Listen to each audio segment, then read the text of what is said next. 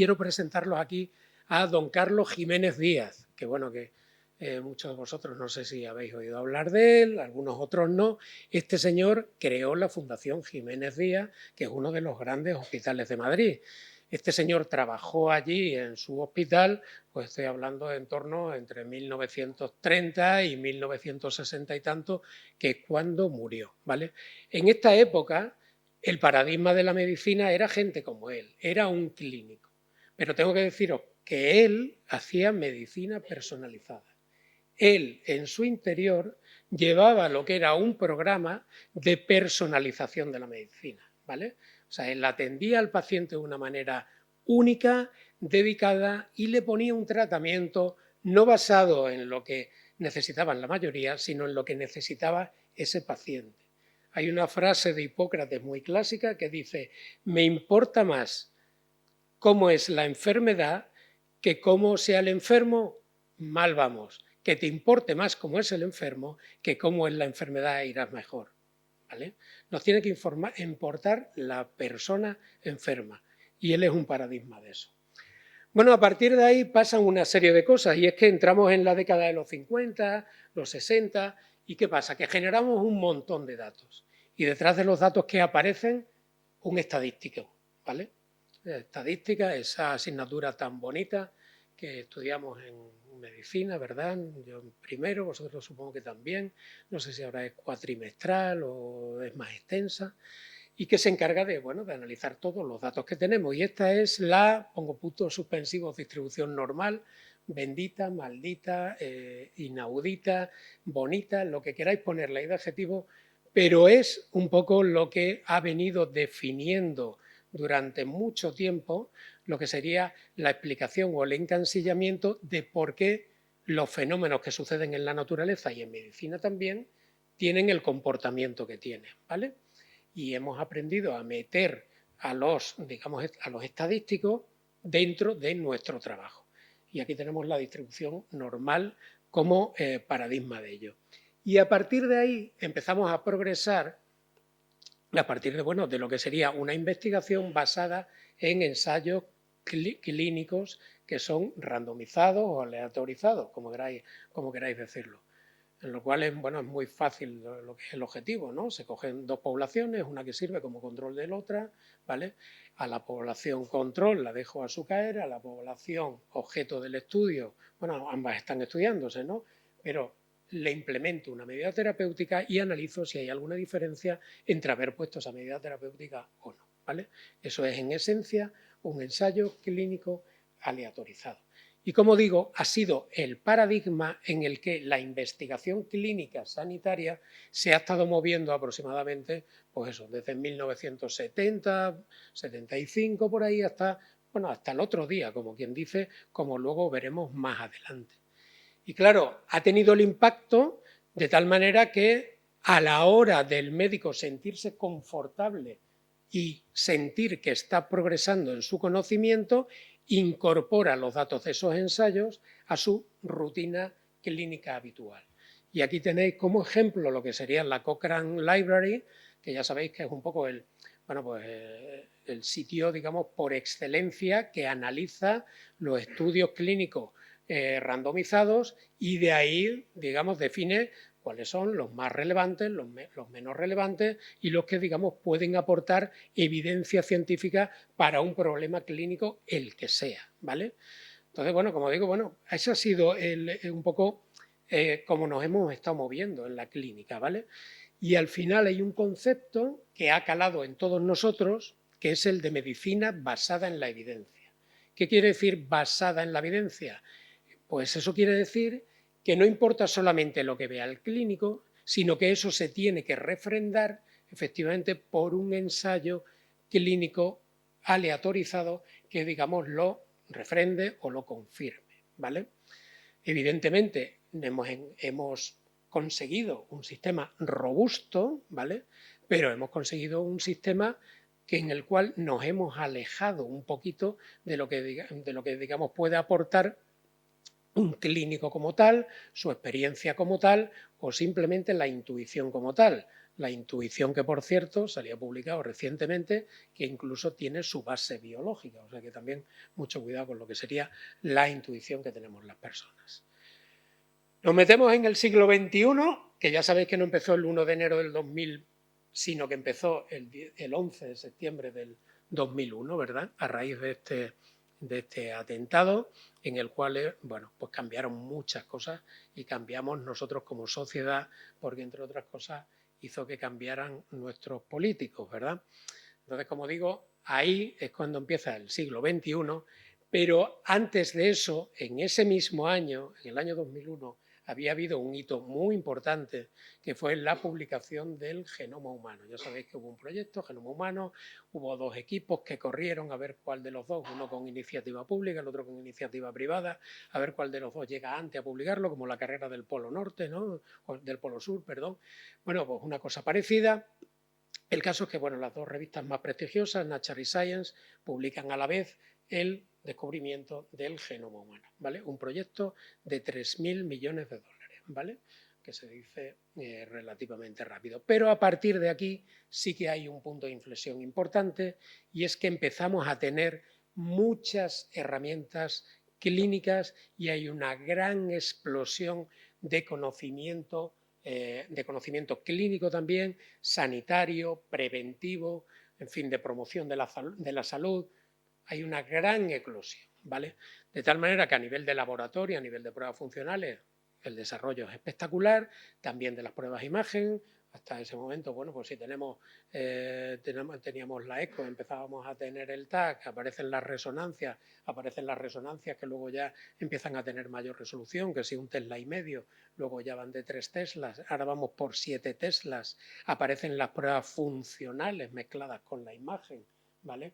Aparecen las espectrometrías asociadas a resonancias, asociadas a TAC, aparecen los TAC con trazadores nucleares, ¿no? Con la 18 fluordeoxiglucosa, con la 18 colina, en fin, con marcadores, como digo, funcionales, y empezamos a tener una mayor información de la imagen de un individuo que está enfermo.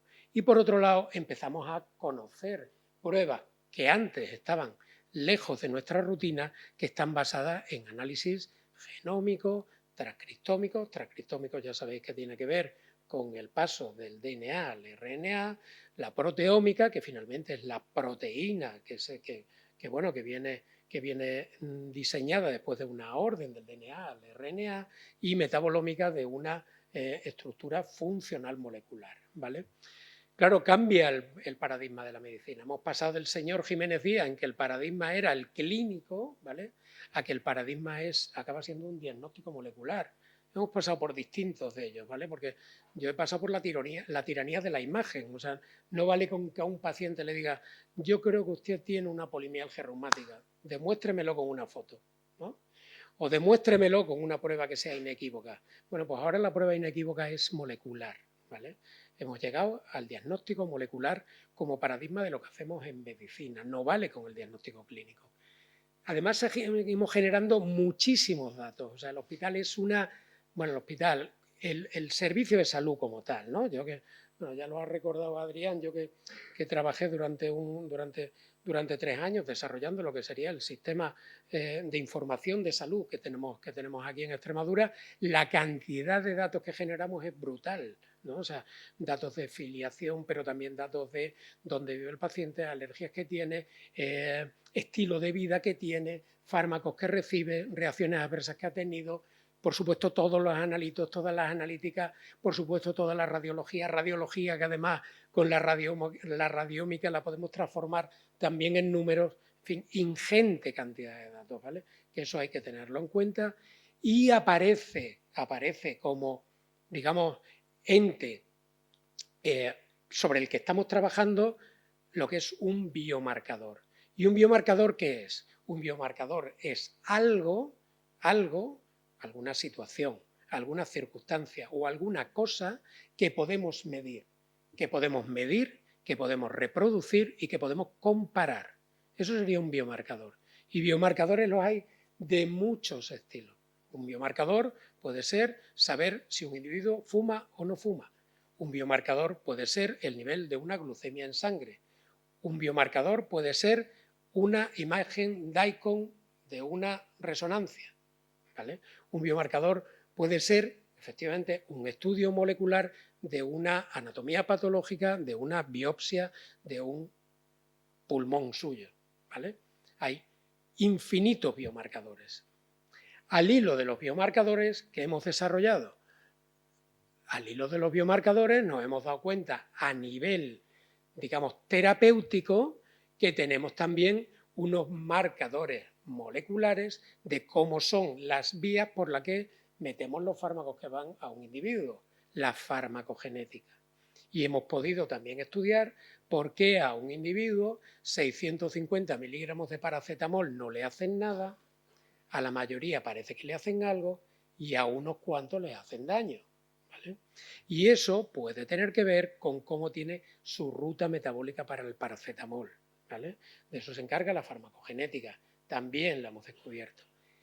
Y hemos elaborado con todo ese arsenal de biomarcadores dianas terapéuticas. Y esas dianas terapéuticas, con el gran desarrollo que ha habido de todo lo que sería, bueno, pues toda la empresa farmacéutica que está detrás de esto y todas las biotecnológicas que trabajan en ello, y alguna vez dicho que estáis aquí de biología o de biotecnología, bueno, pues todos esos, porque todos vamos en el mismo barco, todos esos investigadores biotecnológicos aprenden a buscar una diana y aprenden a elaborar una terapia dirigida a esa diana, ¿vale? Y aparecen nuevas formas de tratamiento, que os pongo ahí, ¿no? Formas, bueno, pues terapias dirigidas a nivel celular, a nivel inmune, terapias génicas, nanopartículas, bueno, cuestiones que ya sabéis que estamos trabajando en ello. Momento de reflexión, este es un libro que se titula, bueno, está en la portada del libro, El Cisne Negro, de un señor que se llama Nassim Nicholas Taleb. Este señor se dedicaba a ser corredor de bolsa. Es un libanés que, bueno, pues licenciado en economía, evidentemente, y harto de su profesión empezó a escribir sobre el comportamiento social que él veía en el parqué de la bolsa, ¿vale? El cisne negro hace referencia a cuando sucede un evento que no es esperado por nadie prácticamente, que supone digamos, un meneo muy importante para lo que es la sociedad cuando sucede y del cual luego podemos extraer circunstancias positivas, ¿vale? ¿Y cuál es el cisne negro que nosotros hemos vivido recientemente? La pandemia COVID-19, ¿vale? Él reflexiona que la posibilidad de que ocurra un cisne negro es directamente proporcional a cuánto de segura se siente una población. Cuanto más segura se siente una población, entre comillas, cree estarlo porque legisla para todo, porque piensa en todas las eventualidades que hay, intenta dar la solución, más fácil es que aparezca un cisne negro. Porque al final la naturaleza siempre se ha movido por estresores que pueden salir al azar. O sea, eso es así, ¿no? Entonces, y siempre hemos sobrevivido, ¿no? O sea, aquí está el planeta no sé cuántos mil millones de años después de haber empezado, ¿verdad? Y seguimos para adelante. Bueno, pues como digo, en el año 2020 aparece un cisne negro en el ámbito sanitario no solo, en el ámbito de toda la sociedad, que es la pandemia COVID-19, ¿no? Se empiezan a publicar una serie de casos de una neumonía, bueno, pues particularmente extraña y particularmente mórbida y también mortal, que se daban en Asia.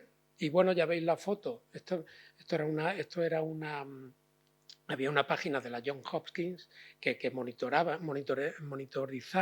la evolución de la pandemia, ¿no? Entonces, bueno, pues siempre la consultábamos mucho en aquella época, digamos, de las teleconferencias, de las conferencias vía web y todo eso, ¿no? Pues íbamos a ver cómo estábamos en el mundo, ¿no? Entonces, como digo, bueno, aparece el COVID-19 y el COVID-19 realmente supone un replanteamiento de muchas cosas, ¿verdad? De hecho, un poquito después, las mismas revistas, Science y Nature, haciéndose eco del 20 aniversario de la publicación del genoma humano, analizan qué cambios ha habido, ¿verdad? Y cambios ha habido muchos que vamos un poco a intentar hablar. Y este es el primer cambio. Fijaros, hemos dicho que hemos estado progresando durante mucho tiempo con estudios basados en ensayos clínicos aleatorizados, ¿vale? Esto es lo que tarda de media y está cogido ahí la fuente de una publicación vuestra, para quedarla en casa. Esto es lo que tarda de media una industria farmacéutica en desarrollar un fármaco, en tener la idea y en llevarlo a la calle. Más de 10 años, ¿vale? Si hubiéramos necesitado 10 años para salir de la pandemia del COVID, pues daros cuenta que todavía iríamos por la mitad, ¿vale? Con lo cual, no quiero ni pensar lo que hubiera pasado. ¿Pero qué pasó? Pues no pasó eso, afortunadamente. Pasó que la vacuna o el tratamiento con el... Bueno, no iba a hacer nombre comercial, perdón, nirmatrelvir, ritonavir, ¿vale? Que es lo que empleamos ahora, digamos, en el COVID leve moderado, ¿no? Bueno, en el COVID severo empleamos remdesivir, cuando nos tenemos ingresados a los pacientes. Bueno, en menos de un año tuvimos vacuna y en menos de un año tuvimos tratamiento oral. Evidentemente, y teníamos en aquella época en el hospital, para mí ese además fue un momento, ya que hemos hablado de lo personal, también delicado, porque yo justamente antes de que empezara la pandemia se me concedió una, ¿cómo se dice?, intensificación para dedicarme a la investigación. Llegó la pandemia y me tuve que quedar aquí y, en fin, eso nos costó algún disgusto. Pero bueno, ¿verdad? Pero bueno, eso es historia y algún día la contaremos. Estamos aquí, ¿vale? Bueno, pues como digo, en menos de un año se desarrolla la vacuna y se desarrolla el tratamiento oral. Claro, al hilo de eso han pasado otras cosas. Por ejemplo, el tratamiento para el cáncer de pulmón no microcítico, que tiene marcadores para el EGFR, pues ya veis, en 900 días lo tenemos disponible, ¿vale?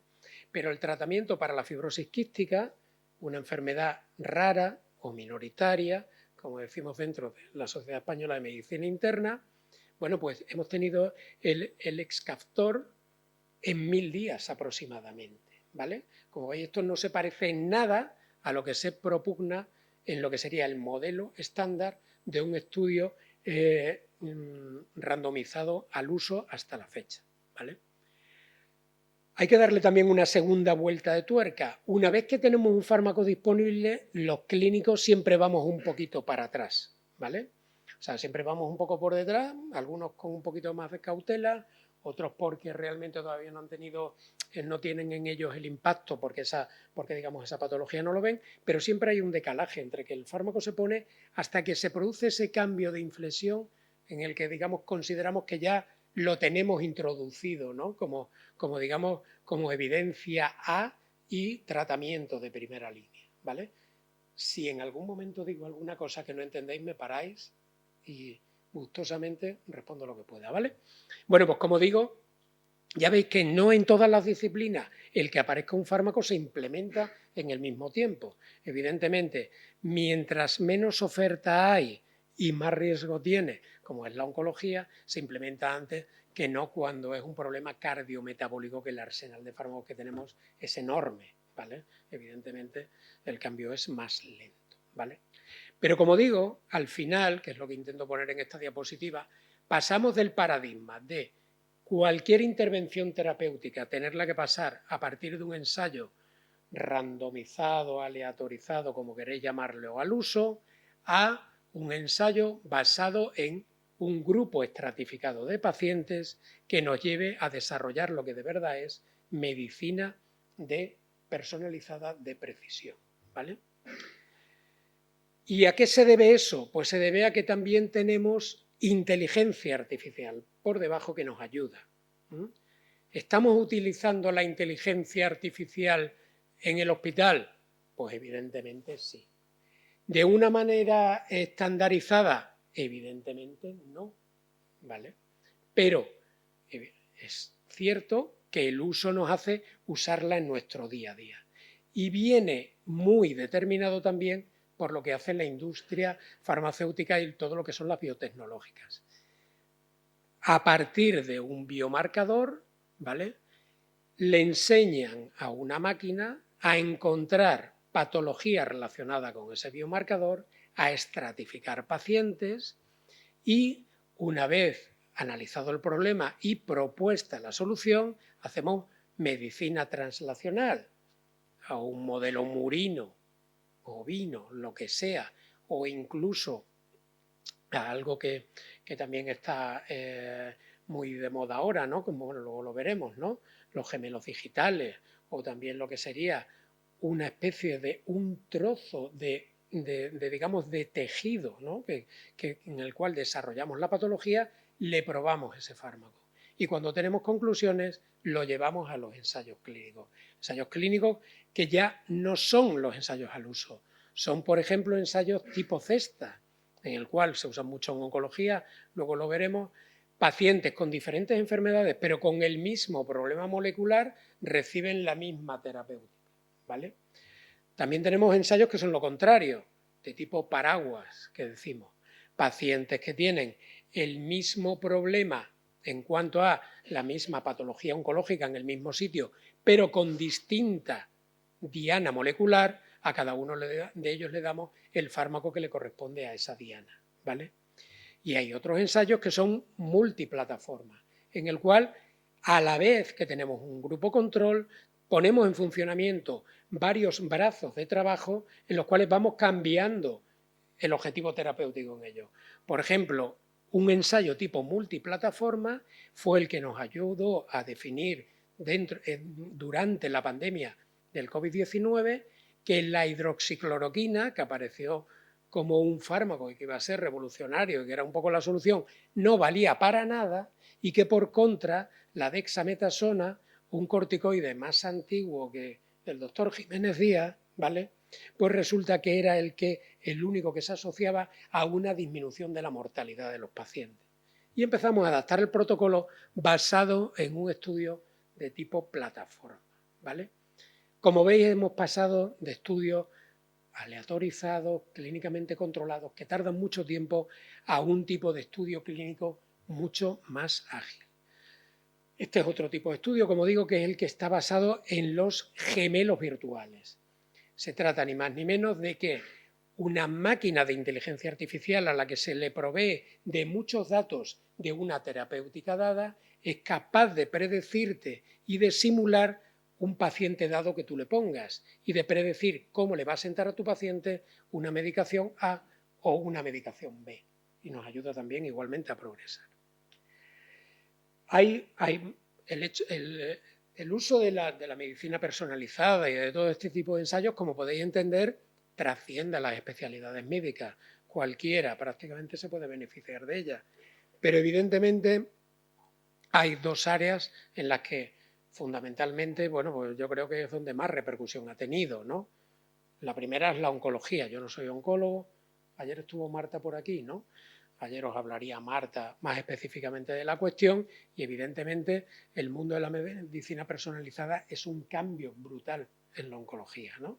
Nosotros antes diagnosticábamos a un paciente y yo llegaba al círculo verde, ¿vale? Tenía un paciente en el cual, pues nada, ¿qué le pasa? Me fatigo, toso, al toser me sale un poco de sangre, pase, lo estudiamos, en la imagen, en la placa, veo esto, en el TAC, vaya, un nódulo pulmonar, hablo con el cirujano o hablo con el neumólogo, cogemos una muestra de biopsia y el patólogo me decía adenocarcinoma.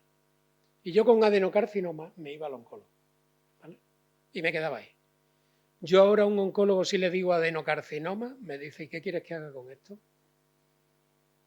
Dime más cosas, ¿vale?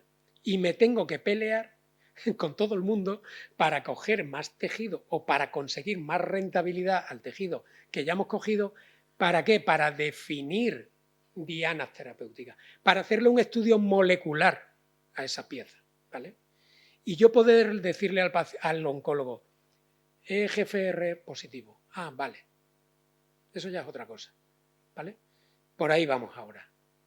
Y esto, como digo, en el ámbito de la oncología ha supuesto muchísimo. ¿Por qué? Porque a partir de ahí, pues la cantidad de biomarcadores que se están descubriendo, o sea, la célula la tenemos ahora atomizada a lo bestia, ¿vale? Atomizada a lo bestia. No se escapa ni un metabolito, ¿no? O sea, entre los tándem masa, los espectrómetros de masa y la biología molecular, o sea, ¿no? La tenemos completamente desmontada como si fuera un Lego, ¿no? O sea, es una pasada, ¿no? Entonces, claro, cada cosa es susceptible de ser un biomarcador, como digo. Y un biomarcador, repito, es una diana terapéutica. Y han aparecido nuevos tratamientos, que bueno, no me voy a enrollar, porque ya digo, supongo que Marta, y además que Marta es muy didáctica y es genial, lo explicaría mucho mejor que yo, ¿vale? Bueno, paso al campo donde yo estoy. Bueno, voy a pasar por aquí un poquito más rápido y llego a las enfermedades raras, ¿no? Entonces, bueno, claro, si hay un sitio donde la medicina personalizada no es que haya venido, sino que es que está desde el minuto 1, es aquí, en la enfermedad rara, ¿vale? Cuando tú te plantas delante de un paciente que tiene una enfermedad con una casuística de 1 a 100.000, pues ya sabéis que si estamos en Extremadura y somos 1.000.000, pues dices, como mucho, habrá 10, ¿verdad? Como mucho, ¿no? Teniendo en cuenta que muchos van, que vienen y tal, dices, si veo 2, ya son multitud. Y realmente hay patologías de estas en las que uno ve 5 y eres como el rey del mambo, eres como, ¿sabes? Yo que vengo de la medicina interna, en la cual, pues, digamos, patologías muy prevalentes, diabetes, insuficiencia cardíaca, la EPOC, en fin, las patologías neoplásicas, bueno, muy prevalentes, a meterte en esto, del cual, como digo, pues eso, un caso, 2 casos, y tener que darle al paciente confianza, y tener que decirle al paciente lo que hay que hacer, basándote en ensayos clínicos con una N muy pequeña, hay que saberlo hacer, ¿vale? Entonces, como digo, las enfermedades raras, pues aquí la medicina interna es una necesidad.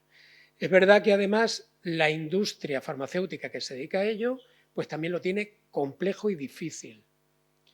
Ensayar fármacos, que hay pocos, para pocos pacientes y de un recorrido muy incierto, con una inversión a veces muy costosa, ¿no? Entonces, por eso estos fármacos reciben la categoría de medicamentos huérfanos, que es como se les llama, ¿vale? Tienen unas consideraciones especiales, la patente dura más años que un medicamento al uso normal, en fin, tienen digamos, bueno, pues unas premisas en cuanto a las normas que los rige, ¿verdad? Que son diferentes de las medicinas que tenemos al uso. Fijaros, esto es un ejemplo de medicina personalizada cuando todavía no se hablaba de ella. Este es el doctor Roscoe Brady. Este señor es el padre de todo lo que son las enfermedades lisosomales. Las enfermedades lisosomales son un subgrupo de enfermedades de los antes denominados errores innatos del metabolismo.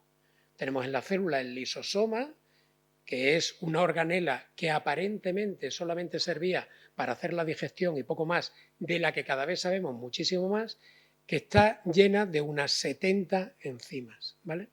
Bueno, pues cuando hay un defecto de algunas de esas enzimas que están dentro del lisosoma, aparece una enfermedad lisosomal, que tradicionalmente se han considerado enfermedades que se llaman de depósito. ¿Por qué? Porque un compuesto molecular no se puede degradar por falta de una enzima en sus componentes, ¿vale? Yo tengo la glucosilasfingosina, no tengo la enzima que lo degrada, no tengo glucosaesfingosina, tengo acúmulo de glucosilasfingosina. Y ese acúmulo es tóxico, ¿vale? Ese sería un poco el paradigma. Bueno, pues como digo, él es el descubridor de la enfermedad de Gaucher, de la enfermedad de Fabry, no el descubridor en cuanto a su nomenclatura, que es muy anterior, sino dónde estaba el defecto genético y dónde estaba el defecto enzimático, ¿vale? Pues él fue el pionero en ponerle a este niño, que se llama, porque sigue viviendo, Brian Berman, esta es una foto de los años 70, fue el primero en desarrollar una enzima purificada a partir de la placenta humana de la enzima que le faltaba a Brian Berman, que tiene la enfermedad de Gaucher, ¿vale? Bueno, como digo, medicina de precisión de alto nivel. Año 1970 y algo. Segunda cosa para la que queremos la medicina de precisión en las enfermedades raras, el diagnóstico. El gran problema de las enfermedades minoritarias, y mucho más en adultos que en niños, es el diagnóstico. Tardamos aproximadamente de media 9 años en diagnosticar a una persona. Pero cuando pasan de la edad adulta se tarda más. ¿Por qué? Porque las formas del niño son formas mucho más clásicas y severas, y las formas del adulto son más atípicas y atenuadas, más difíciles de diagnosticar, ¿vale? Bueno, pues como digo, en el ámbito diagnóstico, tanto la inteligencia artificial como los nuevos modelos de medicina personalizada nos ayudan y mucho, ¿vale? ¿Por qué? Porque aunque tenemos todo el arsenal de pruebas genéticas disponible, la interpretación de las mismas nos sigue quedando aproximadamente con un 50% de pacientes a día de hoy sin diagnóstico, después de haberles hecho de todo. Y son pacientes a los que no nos queda más remedio que revisar cómo está el estado del arte 2, 3 o 4 años después. En las enfermedades raras nos hemos acostumbrado incluso a estudiar, ya digo, N muy pequeñas, incluso una N de 1. Este es un estudio del New England en el cual a una paciente con una enfermedad, que bueno, es un subtipo de la enfermedad de Batten, la CLN7 es una lipofucsinosis, bueno, una enfermedad lisosomal también. Desarrollan un trastorno fundamentalmente del desarrollo motor y cognitivo, ¿no? Y muchos de los niños no llegan a los 3 años de vida y fallecen. Se diagnostica a una paciente y se le hace un ensayo a medida con un fármaco específico para ella y en aproximadamente 14 meses y medio ese fármaco estuvo disponible para tratar a la paciente y la paciente, bueno, pues ahí está, ¿vale? Una historia de éxito de un ensayo clínico que nos aporta conocimiento con una N de 1, repito, ¿vale? Y otro aspecto muy importante de las enfermedades raras o minoritarias. A veces forman parte, su fisiopatología nos ayuda a interpretar sucesos mucho más prevalentes, ¿vale? La enfermedad de Gaucher, que tiene una incidencia de 1,50.000 aproximadamente, resulta que, bueno, comparte con la enfermedad de Parkinson, que resulta que el 4% de los mayores de 80 años tienen Parkinson, y ya sabéis cómo va el envejecimiento poblacional, ¿vale? O sea, hay un montón de Parkinson, ¿vale? Pues el fármaco que se hereda tiene que ver con la misma mutación que acontece, el mismo gen que aparece mutado en el Gaucher, el GBA, ¿vale? Hay una gran fuente de conocimiento de Parkinson gracias a Gaucher. Pero lo mismo pasa, y no voy a hablar de todas, con la EPOC y la fibrosis quística, de la que he hablado antes. El conocer la fibrosis quística, y hay pocos pacientes con fibrosis quística afortunadamente, y que antes o se trasplantaban o se morían, ¿vale? Ahora con la nueva terapia que he comentado antes, el Elexactor, sobreviven, mejoran y nos están enseñando mucho al manejo de la EPOC. La EPOC es la tercera causa de mortalidad a nivel mundial, ¿vale? O sea, fenómenos muy, muy prevalentes, ¿vale? También hay una línea de investigación muy importante entre el Alzheimer y el Niemann-Pick. En el Niemann-Pick resulta que el sistema ApoE, que el ApoE es una forma de degradar el HDL a nivel intraneuronal, ¿vale? Pues el sistema del ApoE, cuando uno tiene una mutación para el ApoE4, resulta que tiene 10 veces más riesgo de desarrollar Alzheimer que quien no la tiene. Todas estas cosas las sabemos gracias a Niemann-Pick, ¿vale? O sea, las enfermedades minoritarias son un modelo que sirve para la investigación clínica de patologías mucho más prevalentes. Por eso, cuando hay alguien delante de la consulta, que subsidiario de ser tener una enfermedad rara, yo siempre le digo lo mismo, pero ¿qué es ser normal? Yo no sé lo que es ser normal. No lo sé, de verdad. O sea, al final la gente tiene problemas. O sea, el ser humano es una cosa fragilita, una maquinaria que tiene muchísimas interacciones y que tenemos muchas maneras de tener problemas y de enfermar. ¿Qué es ser normal? Yo no lo sé, ¿vale? Entonces también eso lo digo porque conceptualmente, cuando estéis delante de un paciente, no lo veáis como un bicho raro. Si lo estáis viendo como un bicho raro, pensar que vosotros sois más raros que él al verlo así, ¿eh? O sea, hay que afrontarlo con naturalidad, ¿vale? Bueno, voy a ir pasando rápido. Estamos en un punto en el que hay un cambio de paradigma clarísimo. Ya he hablado que hemos pasado de la medicina tradicional a la medicina basada en la evidencia, pero ya estamos de bruces en la medicina de precisión, ¿no? Y el que lo niegue es que no se está enterando de lo que va esto, ¿no? O sea, esto es una realidad ya, ¿vale? Tenemos un montón de biomarcadores. nos rodean por todas partes. Sacamos un montón de información y al final lo único que estamos haciendo es disponer efectivamente de datos genéticos, de esos biomarcadores, de tratamientos que son diferentes, que se han desarrollado de una manera diferente, que tenemos que buscarlos de una manera diferente. A los pacientes los estratificados y tenemos un montón de datos de ellos. Eso lo analizamos y eso es medicina personalizada. Lo estamos haciendo a diario hoy en día, ¿vale? Pero también quiero decir una cosa, y ya he dicho que se me iba a notar que soy clínico. Nada de esto va a ningún lado si hacemos un enfoque de una medicina por paquetes o silos. Cuando veíamos el COVID-19 y teníamos muchas sesiones entre nosotros aquí discutiendo cuál era el protocolo que íbamos a seguir en el hospital y cuál no y tal. Bueno, yo me encargo de la parte del virus y yo me encargo de la parte metabólica. Así no vamos a ningún lado. O sea, el COVID nos enseñó que era una enfermedad sistémica, en la cual cada uno aporta lo que tiene que aportar. El cardiólogo aporta mucho, porque gran parte del COVID hacían problemas cardiovasculares porque hacían fenómenos tromboembólicos, ¿vale? Y el cardiólogo tenía mucho que aportar. El cardiólogo solo con el COVID no hubiera ido a ningún lado. Pero de la misma manera que el infectólogo solo y puro no hubiera ido a ningún lado, si hubiera tratado la infección como tal, se hubiera perdido toda la explosión de citoquinas que había por debajo del COVID y todo el vasto complejo inflamatorio que se provocaba, que lo curaba la desametasona, que no es para nada ni un antiviral, ni un antibiótico, ni algo que se le parezca, ¿vale? Se necesita un enfoque multidisciplinar, ¿vale? Bueno, un aspecto muy importante que quiero decir. El mundo real, el real world data o la evidencia del mundo real, real world evidence. Hay una parte muy importante que es el paso de un ensayo clínico aleatorizado o un ensayo clínico de los nuevos a lo que es el mundo real. O sea, lo que publica la revista tiene que ver con lo que yo veo en la clínica, ¿se parece o no se parece? Pues a veces sí y a veces no. Hay un montón de datos, el real world data, que son los datos que uno saca independientemente de cuál sea el objetivo que está por debajo que está buscando o cuál es la terapia que está analizando. Un individuo tiene 14,7 de tensión y tiene 14,7 de tensión, me da igual lo que tome. Tiene 80 latidos por minuto de frecuencia cardíaca y tiene 80 latidos de frecuencia y ya está.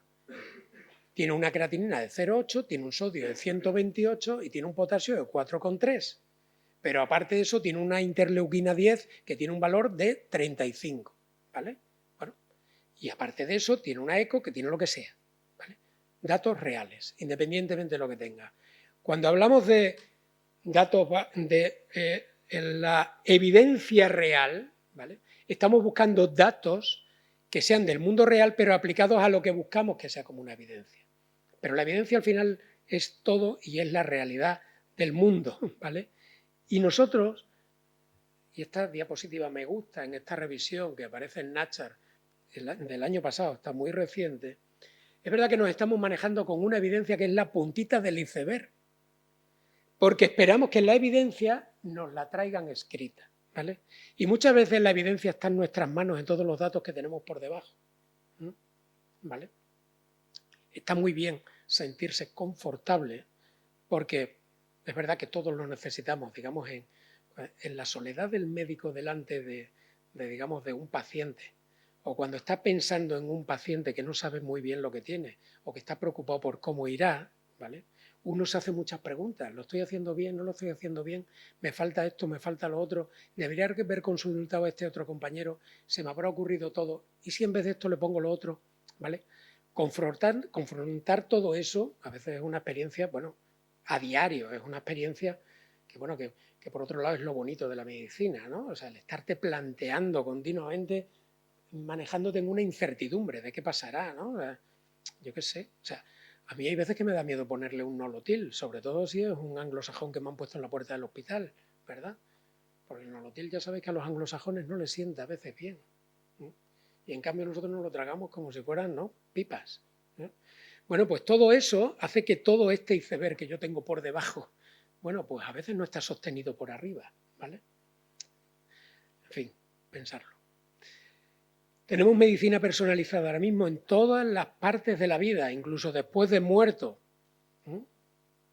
la autopsia molecular, muerte súbita, y a un individuo le sacamos, bueno, pues le sacamos tejido y le analizamos molecularmente para ver qué ha pasado y qué se ha muerto. Lo tenemos en todo. Y vuelvo a insistir en esto. Hemos pasado del paradigma de la parte clínica, estaba nuestro Carlos Jiménez Díaz, en lo que el hombre tenía fundamentalmente sentido clínico y destreza, ¿vale? Destreza para desarrollarlo, para darle a la cabeza.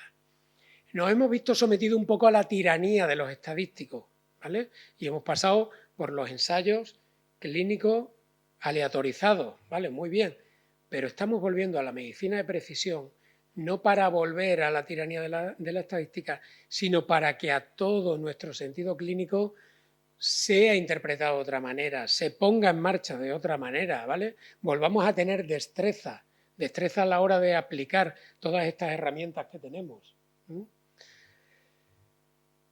Generamos conocimiento, vuelvo a repetir, tenemos a veces el error de que el conocimiento que generamos después de atender a una población vaya en cajones estancos, tiene que ser transversal, si no, no vamos a ningún lado, ¿vale? Y ya con esto acabo y quedo a vuestra disposición para las preguntas que queráis.